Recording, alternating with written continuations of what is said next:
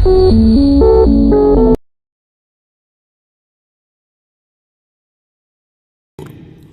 ഇത്രയും പണം ഞങ്ങൾക്ക് തന്ന്? അവർ ചിന്തിച്ചു. എന്നാൽ തനുവിന്റെ മുഖം ശാന്തമായിരുന്നു. ദത്തൻ പോയപ്പോൾ തന്നെ ഇങ്ങനൊരു വാർത്ത അവൾ പ്രതീക്ഷിച്ചതായിരുന്നു. ആളൊന്നും മിണ്ടാ അങ്ങനെ തന്നെ ഇരുന്നു. ഡോക്ടർ, ഞങ്ങൾക്ക് വേണ്ടി ഇത്രയും പണം ആരാ ഡോക്ടർ ഞങ്ങൾക്ക് വേണ്ടി ഇത്രയും പണം തന്ന് സഹായിച്ച്? രേവതി ആകാംക്ഷയോടെ ചോദിച്ചു. ഡോക്ടറുടെ കണ്ണുകൾ ഒരു നിമിഷം തനുവിന്റെ നേർക്ക് നീണ്ടു. അവൾ കണ്ണുകൾ മുറുക്കി അടച്ചതും കണ്ണിൽ നിന്ന് 2 തുള്ളി കണ്ണുനീര് ഒഴുകിയിറങ്ങി. അത് മനക്കിലെ ദേവദത്തൻ. എന്ത്? ആ പേരേട്ടത് രേവതി ഞെട്ടിലോടെ ചാടി എഴുന്നേറ്റു. അത് മനക്കിലെ ദത്തൻ സാറാ നിങ്ങൾക്ക് വേണ്ടി ഇത്രയും പണം തന്ന് സഹായിച്ചത്. അവരെന്തിനാ ഞങ്ങളെ സഹായിക്കുന്നത്? അതൊരു കാരണമില്ലാതെ. അതൊന്നും എനിക്കറിയില്ല. അദ്ദേഹം ബില്ലടച്ചു, സർജറിക്ക് വേണ്ട എല്ലാ ഏർപ്പാടുകളും ചെയ്യണമെന്ന് പറഞ്ഞു. ഞാനത് നിങ്ങളെ അറിയിച്ചു, അത്രയേ ഉള്ളൂ. ഡോക്ടർ നീരസത്തോടെ പറഞ്ഞു. വേണ്ട ഡോക്ടർ, വേണ്ട. ആ പണം ഞങ്ങൾക്ക് വേണ്ട. അങ്ങനെ അവർ ഞങ്ങൾക്ക് വേണ്ടി പണം ചെലവാക്കുന്നുണ്ടെങ്കിൽ അതിലവരെന്തെങ്കിലും കണക്കൂട്ടിയിട്ടുണ്ടാവും. ഒന്നും കാണാതെ അവർ പണം വെറുതെ ചെലവഴിക്കില്ല. എന്റെ കുഞ്ഞിനെ രക്ഷിക്കാൻ ഞാൻ വേറെ എന്തെങ്കിലും മാർഗം നോക്കിക്കോളാം. അതും പറഞ്ഞുകൊണ്ട് രേവതി വേഗം ഡോറിന്ന് പുറത്തേക്ക് ഇറങ്ങിപ്പോയി. ചിറ്റേ, പിന്നിൽ നിന്നുള്ള തനുവിന്റെ വിളി അവഗണിച്ചുകൊണ്ട് അവർ വേഗം മുന്നോട്ട് നടന്നു. സി മിസ്റ്റർ തനുശ്രീ, നിങ്ങൾക്ക് കാര്യങ്ങളുടെ സീരിയസ്നെസ് മനസ്സിലാവാത്തതുകൊണ്ടാണ്. സർജറി വൈകുന്തോറും തനുവിയുടെ ജീവൻ തന്നെ അത് ആപത്താണ്. അതുകൊണ്ട് നിങ്ങൾ അവർ എത്രയും പെടുന്ന കാര്യങ്ങൾ പറഞ്ഞ് മനസ്സിലാക്കണം. ഡോക്ടർ പറഞ്ഞു. തനു നിസ്സഹായതയോടെ അയാളെ നോക്കി. ശേഷം ഒന്നും മിണ്ടാതെ എഴുന്നേറ്റ് പുറത്തേക്ക് നടന്നു. ചിറ്റേ, വരാന്തയുടെ അറ്റത്തുള്ള ജനലിലൂടെ പുറത്തേക്ക് നോക്കി നിൽക്കുന്ന രേവതിയുടെ അരികിലേക്ക് വന്നുകൊണ്ട് തനു വിളിച്ചതും അവർ തിരിഞ്ഞു നോക്കി. ചിറ്റേ, വേണ്ട തനു, നീ ഒന്നും പറയണ്ട. എന്തൊക്കെ വന്നാലും ആ പണം നമുക്ക് വേണ്ട മോളെ. അവൾ എന്തെങ്കിലും പറയും മുന്നേ അവൾ തടഞ്ഞുകൊണ്ട് പറഞ്ഞു. പക്ഷെ ചിറ്റേ, നമ്മുടെ കുഞ്ഞു പെട്ടെന്ന് ഇത്രയും വലിയ തുക നമ്മൾ എവിടുന്ന് കണ്ടെത്തും? എല്ലാ മാർഗങ്ങളും അടഞ്ഞിരിക്കുക. ഇനിയും സർജറി വൈകി നമ്മുടെ കുഞ്ഞിന്റെ ജീവന് പോലും അത് ആപത്താ ചിറ്റേ. ഇപ്പൊ മറ്റെന്തിനേക്കാൾ നമുക്ക് വലുത് അവളല്ലേ? തനു അവരെ പറഞ്ഞു മനസ്സിലാക്കാൻ ശ്രമിച്ചുകൊണ്ടിരുന്നു. ഇല്ല തനു, നീ എന്തൊക്കെ പറഞ്ഞാലും ഞാൻ അതിന് സമ്മതിക്കില്ല. ഒരു കാരണമില്ല അവർ നമുക്ക് ഇത്രയും പണം തന്ന് സഹായിക്കൂ. ഇതിന് പിന്നിൽ അവർക്ക് എന്തെങ്കിലും ഗൂഢമായ ലക്ഷ്യം കാണും. രേവതി എന്തോ ഓർമ്മയിൽ പറഞ്ഞു. എന്ത് ലക്ഷ്യം? അങ്ങനെയൊന്നും ഉണ്ടാവില്ല. ചിലപ്പോൾ അവർ ഇതുപോലെ ഒരുപാട് സഹായങ്ങൾ മറ്റുള്ളവർക്ക് വേണ്ടി ചെയ്തു കൊടുക്കാറുണ്ടായിരിക്കും. ആൾ പറഞ്ഞത് കേട്ട് രേവതി അവളെ നോക്കി. നമ്മുടെ മുന്നിൽ വേറെ വഴിയൊന്നുമില്ല ചിറ്റേ. ഇപ്പൊ നമ്മുടെ ആവശ്യം കുഞ്ഞിന്റെ ജീവൻ രക്ഷിക്കാന്നാ. അറിഞ്ഞുകൊണ്ട് ഒരാൾ സഹായിക്കുമ്പോൾ എന്തിനാ ചിറ്റേ നമ്മൾ വേണ്ടെന്ന് വെക്കുന്നത്? മനസ്സിലുള്ള പുറത്തേക്ക് വരാതിരിക്കാൻ ആൾ രേവതിയുടെ മുഖത്തേക്ക് നോക്കാതെയാണ് അത്രയും പറഞ്ഞത്.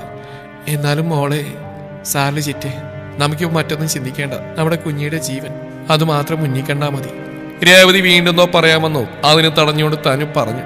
പിന്നെ അവരൊന്നും മിണ്ടാതെ ചെയറിലേക്ക് പോയിരുന്നു. ഗ്ലാസ്സിലേക്ക് പറഞ്ഞ വിസ്കിയിലേക്ക് ഐസ് ക്യൂബുകൾ ഇട്ടുണ്ട് ദത്തൻ അതെടുത്ത് ചുണ്ടോട് ചേർത്തു. അവന്റെ മുഖത്ത് വല്ലാത്തൊരു സന്തോഷം തെളിഞ്ഞു നിന്നിരുന്നു. എന്താണ് മനക്കിലെ ദൈവത്തിന്റെ മുഖത്ത് ഇത്രയധികം സന്തോഷം? ഒരു പാവം പെൺകുട്ടിയുടെ ജീവൻ തകർക്കുന്ന ഓർത്തായിരിക്കും അല്ലേ? മുന്നിൽ നിന്ന് വിഷ്ണു പരിഹാസത്തോടെ ചോദിച്ചു. ദത്തൻ ചുണ്ടുകൂട്ടി പുച്ഛത്തോടെ ചിരിച്ചു. അല്ലെന്ന് പറഞ്ഞാൽ അത് കള്ളാവും. ഞാനിപ്പോ ഒരുപാട് സന്തോഷവാനാ വിഷ്ണു. ആഗ്രഹിച്ച് നേടിയെടുക്കുന്നവന്റെ സന്തോഷം, അതിനേക്കാൾ ഉപരി തനുശ്രീ എന്ന പെണ്ണിനെന്റെ കാൽ ചൂട്ടിലെത്തിക്കുന്നതിന്റെ സന്തോഷം. ഇനി മുതൽ അവളുടെ ജീവിതം മനക്കൽ തറവാടിന്റെ അകത്തളത്തിൽ എരിഞ്ഞടങ്ങുന്ന ഓർക്കുമ്പോഴുള്ള സന്തോഷം. വല്ലാത്തൊരു ഭാഗത്തിൽ ദത്തൻ പറഞ്ഞു. വിഷ്ണു അവനെ ദേഷ്യത്തോടെ തന്നെ നോക്കി. നീയൊക്കെ ഒരു മനുഷ്യനാണോടാ? അതിന് മാത്രം എന്ത് ദ്രോഹട പുല്ലേ ആ കൊച്ചു നിന്നോട് നിന്റെ കുടുംബത്തോടും ചെയ്ത്? വിഷ്ണു ദേഷ്യത്തോടെ അലറി. അവളൊരു ദ്രോഹം ചെയ്തിട്ടില്ല. പക്ഷെ അവളുടെ കുടുംബം, അവര് കാരണം ഇന്നും കണ്ണീര് കുടിക്കുന്ന ചിലരുണ്ട് മനക്കൽ തറവാട്ടില്. അതിനൊക്കെ ഒരല്പെങ്കിലും ആശ്വാസം കിട്ടണമെങ്കിൽ അവൾ അനുഭവിക്കണം. അവളുടെ കണ്ണുകൾ തോരാതെ പെയ്യണം. ദത്തൻ പകയോടെ മുരേണ്ടതും വിഷ്ണു അവനെ വെറുപ്പോടെ നോക്കി. ആരൊക്കെയോ ചെയ്ത പാപത്തിന് ഒരു പാവം പെണ്ണിനോട് പ്രതികാരം ചെയ്യാൻ നടക്കുന്ന നിന്നുണ്ടല്ലോ. ഞാനിപ്പോ ഒന്നും പറയുന്നില്ല ദത്ത. ഇതൊക്കെ നീ മനസ്സിൽ കുറിച്ചു വെച്ചോ. ചെയ്തു കൂട്ടിയ പാപങ്ങൾക്ക് പ്രായശ്ചിത്തം പോലും ചെയ്യാൻ കഴിയാതെ ഉരുകി നിൽക്കുന്ന ഒരു അവസ്ഥ അത് നിനക്ക് ഉണ്ടാവാതിരിക്കാനായി വെറുതെയെങ്കിലും ഞാൻ പ്രാർത്ഥിക്കാം. അവന് നോക്കി ദേഷ്യത്തോടെ അത്രയും പറഞ്ഞുകൊണ്ട് വിഷ്ണു പുറത്തേക്ക് നടക്കുമ്പോൾ അവൻ പോകുന്ന വഴിയെ നോക്കി ചുണ്ടുകൂട്ടിയെന്ന് ചിരിക്കുകയാണ് ദത്തൻ ചെയ്ത്. ഇല്ല വിഷ്ണു, ഇതിൽ നിന്ന് ഞാൻ ഒരിക്കലും പിന്മാറില്ല. എന്റെ പ്രിയപ്പെട്ടവർ അനുഭവിച്ച വേദന, അവരിന്നും അനുഭവിക്കുന്ന സങ്കടം, അതിൻ്റെ ഒരംശമെങ്കിലും അവരും അറിയണം. അതിനവൾ വേദനിക്കണം. അവളുടെ കണ്ണിൽ നിന്നും ചോരൊഴുകണം. ഇതെന്റെ പ്രതികാരമാണ് വിഷ്ണു. അതിനെ തടയാൻ നിനക്കെന്നല്ല ആർക്കും കഴിയില്ല. അത് പറയുമ്പോൾ അവരുടെ കണ്ണുകൾ ചുവന്ന് മുഖമാകെ വലിഞ്ഞു മുറുകി ഒരു രാക്ഷസഭാവമായിരുന്നു. ഓപ്പറേഷൻ തിയേറ്ററിന് മുമ്പിൽ നിൽക്കുമ്പോൾ തനുവിന്റെ ഹൃദയം 10 മടങ്ങ് വേഗതയിൽ മിടിച്ചുകൊണ്ടിരുന്നു. തനുവിയുടെ ഓപ്പറേഷൻ തുടങ്ങിയിട്ട് മണിക്കൂറുകൾ കഴിഞ്ഞിരിക്കുന്നു. എന്നാണ് അവിടെ അവസ്ഥ എന്നറിയില്ല. ഡോക്ടർ 100% ഉറപ്പ് നൽകിയിട്ടുണ്ടെങ്കിലും ആകെ ഒരു ടെൻഷനാണ്. അവൾ ആ ചുമരിൽ ചാരിയുന്നുകൊണ്ട് കണ്ണുകൾ മുറുക്കി അടച്ച് മുഷ്ടി ചുരുട്ടി പിടിച്ച് നിന്നു. ദത്തൻ തനുവിയുടെ ഓപ്പറേഷന് വേണ്ട പണം അടച്ചുകൊണ്ട് തന്നെ ആ ഒരു ഓപ്പറേഷന് വേണ്ട പ്രൊസീജിയേഴ്സ് പിറ്റേന്ന് തന്നെ ആരംഭിച്ചിരുന്നു. അങ്ങനെ ഇന്നാണ് അവിടെ ഓപ്പറേഷൻ തീയതി നിശ്ചയിച്ച് രാവിലെ തന്നെ അവൾ തിയേറ്ററിലേക്ക് മാറ്റിയിരുന്നു. അവളെയും കാത്ത് പുറത്ത് ടെൻഷനോടെ നിൽക്കുകയായിരുന്നു രേവതിയും തനു. മോളെ തനു. രേവതിയുടെ ശബ്ദം കേട്ടതും ആൾ മുറുക്കി അടച്ചിരുന്ന കണ്ണുകൾ വലിച്ചു തുറന്നു. എന്താ ചിറ്റേ? ആൾ ചോദിച്ചുകൊണ്ട് അവിടെ നേരെ തിരിഞ്ഞു. മോളെ, കുഞ്ഞിനെ ഓപ്പറേഷൻ തിയേറ്ററിൽ കയറ്റിയിട്ട് മണിക്കൂറുകൾ കുറേ ആയല്ലോ. ഇതുവരെ എന്താ ഡോക്ടർ ഇറങ്ങി വരാത്ത? ആൾ ടെൻഷനോടെ ചോദിച്ചു. ആൾ അവരുടെ കയ്യിൽ പിടിച്ചു. ഹാർട്ട് ഓപ്പറേഷനിലെ ചിറ്റേ, സമയം കുറച്ചെടുക്കും, ചിറ്റ ടെൻഷനാവാതെ. ആളവരെ ചെയറിലേക്ക് പിടിച്ചിരുത്തിക്കൊണ്ട് പറഞ്ഞു. വീണ്ടും സമയം ഇഴഞ്ഞു നീങ്ങിക്കൊണ്ടിരുന്നു. കാത്തിരിപ്പിനുള്ളിൽ തിയേറ്റർ മുമ്പിലെ ചുവന്ന ലൈറ്റ് അണഞ്ഞു. സർജറി കഴിഞ്ഞിട്ടേ, ഡോക്ടർ ഇപ്പോൾ വരും. തനു പറഞ്ഞുകൊണ്ട് ചെയറിൽ നിന്ന് എഴുന്നേറ്റ് തിയേറ്റർ മുമ്പിലെ വാതിലിനടുത്തേക്ക് പോയി നിന്നു. ഏകദേശം 15 മിനിറ്റുകൾ കഴിഞ്ഞതോ തിയേറ്ററിന്റെ വാതിൽ തുറന്ന് ഡോക്ടർ പുറത്തേക്ക് ഇറങ്ങി വന്നു. ഡോക്ടർ, എന്റെ കുഞ്ഞ്. അദ്ദേഹത്തെ കണ്ടത് രേവതി ഓടിച്ചെന്ന് ചോദിച്ചു. തനു അവരുടെ അടുത്തേക്ക് ചേർന്ന് നിന്നു. പേടിക്കാനൊന്നുമില്ല, തൻവിയുടെ സർജറി സക്സസ് ആയിരുന്നു. മേജർ സർജറി ആയതുകൊണ്ട് തന്നെ 2 days ICUവിൽ കിടക്കണം. ഇൻഫെക്ഷൻ ഉണ്ടാവാതെ നോക്കണം. അയാൾ പറഞ്ഞു. തനു രേവതിയും പതിയെ തലകുലുക്കി. ഓക്കെ, ഇന്നെന്തായാലും ആരെയും അകത്തേറ്റി കാണിക്കില്ല. ബോധം തെളിഞ്ഞതിന് ശേഷം നാളെ കാണിക്കും. നിങ്ങൾക്ക് വേണമെങ്കിൽ റൂമിൽ പോയി റെസ്റ്റ് എടുത്തോളൂ. ദത്ത് നിങ്ങൾക്കായി റൂം എടുത്തിട്ടുണ്ട്. അയാൾ പറഞ്ഞതും തനുവിന്റെയും രേവതിയുടെയും മുഖം മങ്ങി. അവർ നിരാശയോടെ തലയാട്ടി. അപ്പോഴേക്കും ഡോക്ടർ അവരെയും മറികടന്ന് മുന്നോട്ട് കടന്നിരുന്നു. അയാൾ പോയ വഴിയെ നോക്കിക്കൊണ്ട് അവരുടെ കിടന്ന ചെയറിലേക്ക് ഇരുന്നു. ആ സമയം രേവതിയുടെ മുഖത്ത് സന്തോഷം നിറഞ്ഞപ്പോൾ തനുവിന്റെ മനസ്സിൽ ഇനി എന്ത് എന്ന ചിന്തയായിരുന്നു. ഇനി ഏത് നിമിഷവും ദത്തന്റെ ഉദ്ദേശം എന്താണെന്ന് ചിറ്റ അറിയും. ചിറ്റ എങ്ങനെ പ്രതികരിക്കുന്ന യാതൊരു ഊഹവുമില്ല. ഒരു കുഞ്ഞിന് വേണ്ടി താൻ അയാളുടെ കൂടെ പോവേണ്ടി വരുമെന്ന് ചിറ്റ അറിഞ്ഞാൽ ആള് രേവതിയുടെ മുഖത്തേക്കൊന്ന് പാളി നോക്കി.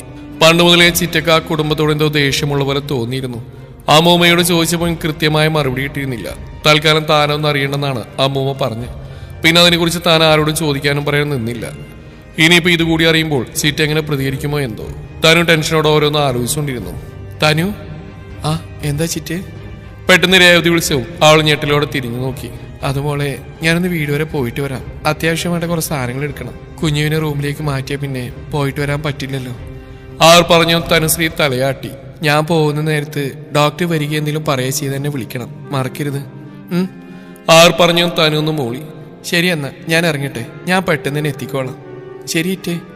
അവരോട് യാത്ര പറഞ്ഞുകൊണ്ട് പുറത്തേക്ക് നടന്നു. അവർ പോകുന്ന നോക്കി ഒരു നിമിഷം നിന്ന് തനു ഒരു ദീർഘശ്വാസം എടുത്തുകൊണ്ട് പതിയെ ചെയറിലേക്ക് ഇരുന്നു.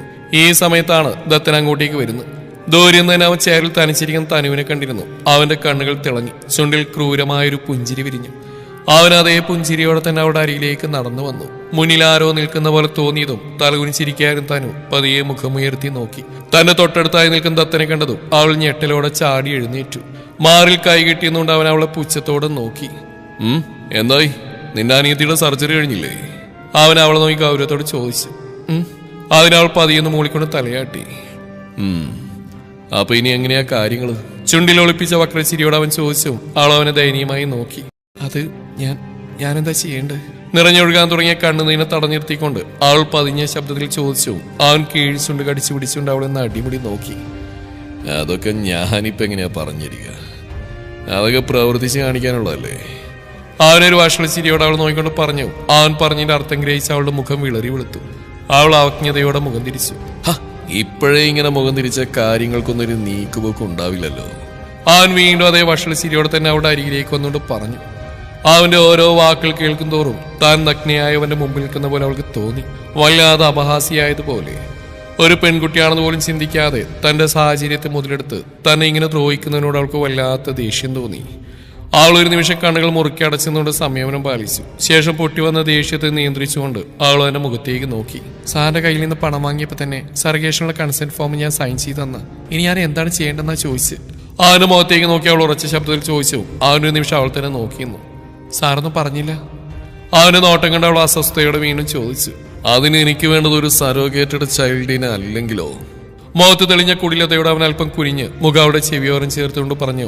അവൻ ഞെട്ടലോടെ അവന്റെ അരികിൽ നിന്ന് പിന്നിലേക്ക് മാറി നിന്നു. ശേഷം സംശയത്തോടെ അവന്റെ മുഖത്തേക്ക് നോക്കി. നീ ഇങ്ങനെ സംശയത്തോടെ നോക്കിയൊന്നും വേണ്ട. ഞാൻ പറഞ്ഞതിനൊരു അർത്ഥമേ ഉള്ളൂ. എനിക്ക് വേണ്ട ഒരു സറോഗേറ്റഡ് ചൈൽഡിനെ അല്ല, മറിച്ച് നാച്ചുറലായിട്ടുള്ള ബേബിയാണ്. അതായത് നമ്മുടെ പ്രകൃതിദത്തമായ രീതിയിൽ ആണും പെണ്ണും തമ്മിലുണ്ടാവുന്ന ശാരീരിക ബന്ധത്തിലൂടെ ജന്മമെടുക്കുന്ന കുഞ്ഞ്, എ നോർമൽ ചൈൽഡ്. അവനൊരു വിജയഭാഗത്തിൽ അവൾ നോക്കിക്കൊണ്ട് പറഞ്ഞതും കേട്ട കാര്യങ്ങൾ വിശ്വസിക്കാനാവാതെ അവൾ ഒരു നിമിഷം തറഞ്ഞു നിന്നുപോയി. ഇതേ സമയം മനക്കൽ തറവാട്ടിൽ ദത്താ! രാജശേഖരന്റെ അലർച്ച മനക്കൽ തറവാട്ടകത്തളത്തിൽ മുഴങ്ങി കേട്ടു. എന്താ എന്താ രാജേട്ടാ? അയാളുടെ ദേഷ്യത്തോടുള്ള ശബ്ദം കേട്ടതും ശ്രീദേവി ഇവിടുന്ന് ഓടി വന്നു. എവിടെ ദേവി നിന്റെ മകൻ? മനുഷ്യന് മനസമാധാനം തരില്ലെന്ന് അവൻ ശാപത്തെടുത്തിരിക്കുക. അയാൾ ദേഷ്യത്തോടെ അവിടെ കിടന്ന ചെയർ കാലുകൊണ്ട് തട്ടിത്തെറിപ്പിച്ചു. എന്താ രാജേട്ടാ, എന്താ ഉണ്ടായതെന്ന് പറയും. ദത്തൻ എന്താ ചെയ്തേ? ആർ ദയനീയതയോട് ചോദിച്ചു. അവൻ ചെയ്തൊന്നും പുറത്തു പറയാൻ പറ്റില്ല ദേവി. അത്രക്കുണ്ട് അവന്റെ മഹത്വങ്ങള്. ഇപ്പൊ പുതുതായിട്ട് അടുത്ത പ്രശ്നം തുടങ്ങിയിട്ടുണ്ട്. അയാൾ പറഞ്ഞു കേട്ട് അവർ സംശയത്തോടെ നെറ്റി വിളിച്ചു. മനുഷ്യനെ ഇങ്ങനെ ടെൻഷനാക്കാതെ എന്താ കാര്യം എന്ന് രാജേട്ടൻ വ്യക്തമായിട്ട് പറ. അവർ ക്ഷമയിട്ട പോലെ അയാളെ നോക്കി അല്പം ശബ്ദമുയർത്തി പറഞ്ഞു. അയാൾ ദേഷ്യത്തോടെ അവരെ നോക്കി പല്ലിയടിച്ചു. ആ നിമിഷം അയാൾക്ക് ഇത്രയും ദേഷ്യം വരാൻ വേണ്ടി ദത്തൻ എന്താണ് ചെയ്തെന്നറിയാതെ അവരുടെ മനസ്സാകെ വെപ്രാളത്തോട് ഉഴറിക്കൊണ്ടിരുന്നു. ദത്തന്റെ നാവിൽ നിന്ന് വീണ വാക്കുകൾ കേട്ട് ഒരു നിമിഷം താനും പകച്ചു പോയി. അവളുടെ തൊണ്ട വരണ്ടുണങ്ങി ഉമിനീരിറക്കാൻ പോലും കഴിയാതെ അവൾ അവനെ തന്നെ തുറിച്ചു നോയിക്കൊണ്ട് നിന്നു. പെട്ടെന്ന് സംയമനം വീണ്ടെടുത്ത പോലെ അവൾ അവന്റെ അരികിലേക്ക് ചെന്നു. സാർ എന്തൊക്കെയായി പറയുന്നത്? സരോഗേറ്റിട്ട് മാത്രമാവണമെന്നല്ലേ സാർ എന്നോട് പറഞ്ഞ്? ഉള്ളിൽ തെളിഞ്ഞെന്ന സങ്കടവും ദേഷ്യവും എല്ലാം അവളുടെ മുഖത്ത് പ്രതിഫലിക്കുന്നുണ്ടായിരുന്നു. അങ്ങനെ ഞാൻ ഒരിക്കലും പറഞ്ഞിട്ടില്ലല്ലോ തനുശ്രീ. നിന്നോട് ഞാൻ ആദ്യം മുതലേ പറഞ്ഞത് എന്റെ കുഞ്ഞിനെ പ്രസവിച്ച് എനിക്ക് തരണമെന്ന് മാത്രമാ. മാറിൽ കൈകൾ കെട്ടിയെന്നുകൊണ്ട് അവനൊരു പുച്ഛത്തോടെ പറഞ്ഞു. അവളുടെ കണ്ണുകൾ നിറഞ്ഞു. ഇല്ല, എനിക്ക് സമ്മതമല്ല, നിങ്ങൾ എന്നെ പറ്റിക്കുകയായിരുന്നു. ആൾ അവനെ നോക്കി നിഷേധാർത്ഥത്തിൽ തലയാട്ടിക്കൊണ്ട് പിന്നിലേക്ക് നടന്നു. ആഹാ, അത് കൊള്ളാലോ. എന്റെ കയ്യിൽ നിന്ന് കാശെണ്ണി വാങ്ങിയിട്ട് ഇപ്പൊ കാര്യം കഴിഞ്ഞപ്പോ കൈ മലർത്തി കാണിക്കുന്നോ? അവൻ അവളെ നോക്കി ഒരു പരാശരിയോടെ പറഞ്ഞു. ആൾ മുഖമൊന്ന് അമർത്തി തുടച്ചുകൊണ്ട് അവനെ നോക്കി. അങ്ങനെ ഞാൻ പറഞ്ഞിട്ടില്ല സർ. സാർ എനിക്ക് എന്നാ പണത്തിലുള്ള നന്ദി ഞാൻ കാണിച്ചിരിക്കും. സാറ് പറഞ്ഞ പോലെ സാറിന്റെ കുഞ്ഞിന്റെ അമ്മയാവും എനിക്ക് സമ്മതം. പക്ഷെ അത് സരോഗേറ്റ് മദറായിട്ടായിരിക്കും. അല്ലാതെ സാറിന്റെ കൂടെ കിടന്നുകൊണ്ട് സാറിന്റെ കുഞ്ഞിനെ ഉദരത്തിൽ പെറാൻ എനിക്കൊരിക്കലും സാധിക്കില്ല. ആൾ ഉറച്ച ശബ്ദത്തിൽ പറഞ്ഞു. അവൻ അവളെ നോക്കി ചുണ്ടുകൂട്ടിക്കൊണ്ടൊന്ന് പുച്ഛിച്ചു. അങ്ങനെ അങ്ങ് ഉറപ്പിച്ച് പറയാൻ വരട്ടെ മോളെ. നീ സൈൻ ചെയ്തെന്ന എഗ്രിമെന്റ് പ്രകാരം എന്റെ കയ്യിൽ നിന്നും പണം വാങ്ങി അടുത്ത ദിവസം മുതൽ നീ എന്റെ കൂടെ ഉണ്ടാവണം.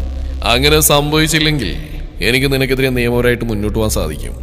അതോടൊപ്പം എനിക്കുണ്ടായ നഷ്ടത്തിന് പകരമായി നിന്റെ വീടുമായിരിക്കുന്ന 5 സെന്റ് പുരയിടവും എനിക്ക് സ്വന്തമായി മാറും. അതും വ്യക്തമായിട്ട് എഗ്രിമെന്റിൽ പറയുന്നുണ്ട്. അവൻ കുടിലതയോടെ പറഞ്ഞവൾ നിസ്സായതയോടെ അവനെ നോക്കി.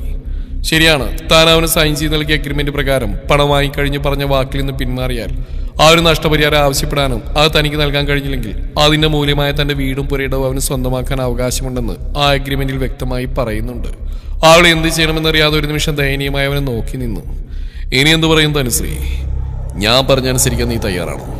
അങ്ങനെയാണെങ്കിൽ നമുക്ക് ബാക്കി കാര്യങ്ങളെ കുറിച്ച് ആലോചിച്ചുകൊണ്ട് മുന്നോട്ട് പോവാം. ഇനി അങ്ങനെയല്ലെങ്കിൽ ഹോസ്പിറ്റലിൽ നിന്ന് ഇറങ്ങുമ്പോൾ പോവാനായി വേറെ എവിടെയെങ്കിലും സ്ഥലം അന്വേഷിച്ചോളൂ. സ്വന്തം വീണ സ്ഥലം അങ്ങ് മറന്നേക്കണം. അവൻ കുശാഗ്ര ബുദ്ധിയോടെ പറഞ്ഞുകൊണ്ട് അവളെ നോക്കിയതും എന്ത് ചെയ്യണമെന്നറിയാതെ നിറകണ്ണുകളോടെ നിൽക്കുന്ന അവളെ കണ്ട് അവന്റെ കണ്ണിൽ പകയെരിഞ്ഞു. ഇല്ല തനുശ്രീ, എന്നിൽ നിന്നൊരു മോചനം നിനക്ക് ഒരിക്കലും കിട്ടില്ല. നിന്റെ വീട്ടുകാർ ചെയ്ത തെറ്റിന്റെ ശിക്ഷ നിന്നിലൂടെ ഞാൻ തീർക്കും. അവൻ പകയോടെ മനസ്സിൽ പറഞ്ഞുകൊണ്ട് അഗ്നിയെരിയുന്ന കണ്ണുകളോട് അവളെ നോക്കി നിന്നു. എന്ത് തീരുമാനിച്ചോ തനുശ്രീ? അവൻ വീണ്ടും ചോദിച്ചു. അവൾ നിസ്സായതോടെ അവനെ നോക്കി. സർ പ്ലീസ്, എന്റെ അവസ്ഥയൊന്ന് മനസ്സിലാക്കണം. വിവാഹം കഴിക്കാതെ ഒരു പുരുഷനോടൊപ്പം കഴിയെന്ന് പറഞ്ഞാൽ എന്നെ കൊണ്ട് പറ്റില്ല സർ. ഞാൻ അങ്ങനെയുള്ള പെണ്ണല്ല. അവൾ നിറകണ്ണുകളോടെ പറഞ്ഞു. അവൾ പറഞ്ഞു കേട്ട് അവൻ ചൂണ്ടുകൂട്ടിയും ചിരിച്ചു. അതിന് നിന്നെപ്പോലുള്ളവർക്കൊക്കെ ഇങ്ങനെയുള്ള ചിന്തകളൊക്കെ ഉണ്ടോ? തികച്ചും പുച്ഛത്തോടെ അവൻ പറഞ്ഞു. അവൻ പറഞ്ഞതിന്റെ പൊരുൾ മനസ്സിലാവാതെ അവൾ അവനെ തന്നെ നോക്കി നിന്നു. അല്ല, വേറൊരു തുണിക്കടയിലെ സ്റ്റാഫല്ലേടി നീയൊക്കെ എന്ത് പണിയെടുത്തിട്ടാ കാശുണ്ടാക്കുന്നതെന്ന് ആർക്കറിയാം? അവൻ പറഞ്ഞു കേട്ട് അവളൊരു നിമിഷം നിശ്ചലയായി. തന്റെ ആത്മാഭിമാനത്തെയാണ് അവനിപ്പോൾ പരിഹസിച്ച്. അവളുടെ മുഖം ദേഷ്യം കൊണ്ട് ചുവന്നു. ഓരോ ജോലിക്ക് അതിൻ്റെതായ മൂല്യമുണ്ടെന്ന് കരുതുന്നവളാ ഞാൻ. നിങ്ങളെപ്പോലെ അച്ഛന്റെ കീഴിൽ നിന്ന് വളർന്ന് പന്തലിച്ചെടുക്കുന്നു അധ്വാനം ജീവിക്കുന്നതിന്റെ വില അറിയില്ല. അല്ല, ഞാനും ചോദിച്ചോട്ടെ, തുണിക്കടയിൽ നിൽക്കുന്നവരൊക്കെ പോക്കേസിലാണെന്ന് പറയാൻ നിങ്ങളുടെ കുടുംബത്തിൽ ആരെങ്കിലും അങ്ങനെ പോയിട്ടുണ്ടോ? അവൾ ദേഷ്യത്തോടെ ചോദിച്ചു. അവൻ കൈയുയർത്തി അവളുടെ കവിളിൽ ആഞ്ഞടിച്ചു. അവന്റെ അടിയിൽ അവളുടെ മുഖരുവശത്തേക്ക് ചെരിഞ്ഞുപോയി. കവിളിൽ കൈയും വെച്ച് തന്നെ ഒരു ഞെട്ടിലോടെ നോക്കുന്നവരുടെ അരിയിലേക്ക് പാഞ്ഞുകൊണ്ട് അവൻ അവളുടെ ചുവന്ന കവിളിൽ കുത്തിപ്പിടിച്ചു. ഒരു നിമിഷം അവന്റെ ആ പിടിയിൽ അവൾ വേദന കൊണ്ട് പൊളഞ്ഞുപോയി. മോളെ, പറഞ്ഞത് എങ്ങോട്ടടി? നിന്നെയൊക്കെ പോലെയുള്ള അവളുമാരുടെ സ്വഭാവം എങ്ങനെയാണെന്ന് എനിക്ക് നന്നായിട്ട് അറിയാം. കൂടുതൽ പതിവ്രത ചമയാൻ നിൽക്കില്ല നീ. അവിടെ ഒരു പറയാമെന്ന് പകർത്തിക്കൊണ്ട് അവനവളെ പിന്നിലേക്ക് ആഞ്ഞു തള്ളി. അവന്റെ തളലിൽ എവിടെയും പിടികിട്ടാതെ അവൾ നിലത്തേക്ക് വീണുപോയി. അവൾ അവിടെ നിന്ന് എഴുന്നേൽക്കാൻ സാധിക്കാതെ നിറഞ്ഞൊഴുകുന്ന മിഴികളോടെ മുഖം കുനിച്ചിരുന്നു.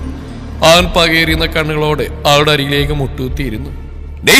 അവൻ അവളുടെ നേരെ വിരൽ ഞൊടിച്ചുകൊണ്ട് വിളിച്ചതും അവൾ പേടിയോടെ അവന്റെ മുഖമുയർത്തി നോക്കി. ഒരു കാര്യം നീ ചെവി തുറന്നു കേട്ടോ. ഒരാഴ്ചക്കുള്ളിൽ ഞാൻ തീരുമാനിച്ച കാര്യം നടന്നിരിക്കണം.